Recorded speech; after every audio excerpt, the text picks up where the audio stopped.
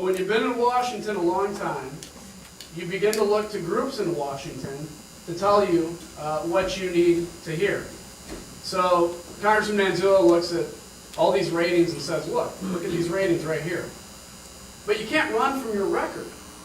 You know, when it comes to earmarks, we talk about the fact that he's one of the largest earmarkers in the Republican delegation. We put out a press release mentioning that. Within a week, the earmarks that he had delineated on his bio website all disappeared. And you can no longer find them because he's running from his record. A vote for cash for clunkers and saying it was paid for? It was paid for with your tax money and with debt to the Chinese. Voting for a version $15 billion of the GM bailout? Yeah, that's paid for too. Right now it's being paid for in interest and in debt to the Chinese. You know, you can say that a Washington group says you're conservative, but when you look at a record that says you're a big government conservative, you can't look at somebody else and say, well, that means you're not because of what a group says. I'm proud to have gotten to win 75% of the straw poll in Livingston County, 80-some% of the straw poll in Grundy County, to get the endorsement, these are the Tea Parties, to get the endorsement of the Illinois Tax Day Tea Party. And I have to mention on the term limit saying, Congressman, you did limit your terms, and then you reneged on that pledge, and you said, in fact, the problem, in 2002, you said the problem are career politicians in Washington. After 20 years, I think you're a career politician.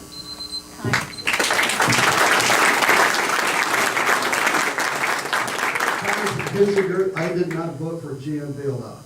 You find me the exact vote and tell me where I did, because that's not the case. We should have it before you make that accusation. I have voted against the bailout. I voted against the TARP. I voted against all kinds of programs because that's not what it's about. I'm not the biggest earmarker. I had a $62 million earmark to finish a stupid federal courthouse that I was forced to get an earmark for.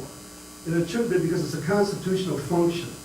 Usually I'm in the bottom fifth. In fact, the Freeport paper refused to endorse me because I didn't get enough earmarks.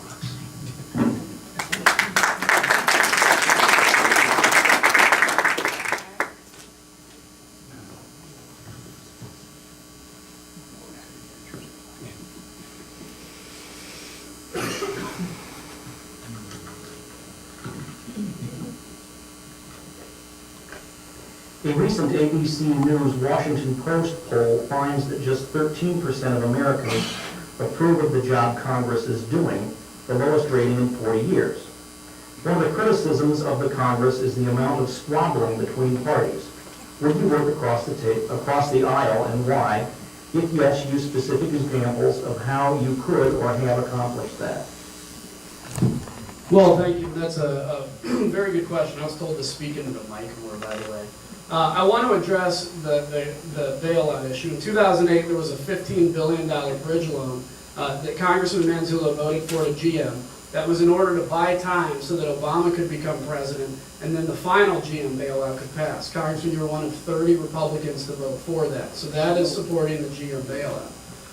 Yeah, as far as the low approval rating, I think it's been something that's frankly been well-deserved. That's something I've been very passionate about, is that I felt that people in the United States feel that that bridge of representation between the United States and Washington, D.C. has been burned down and severed. Now, I want to go to Washington. I've done over 15 town hall meetings just in the last month. And if you actually look at my term as a congressman, we did innumerable town hall meetings, if that's a right word. And then in my first campaign, we did a lot of town hall meetings, because I believe the most important thing a congressman can do, and being from this area, you have a congressman that represents you, that calls everybody in here on the phone twice a day. And I think that's very important, is to have somebody that's there to listen. I can't restore the faith in all of Washington, D.C., because I think it's well-deserved that it's been lost. But I'm going to do everything I can in the new 16th district to work my tail off, so that you once again say, I have a congressman that listens to me, that represents me, and that is taking my voice to Washington, D.C.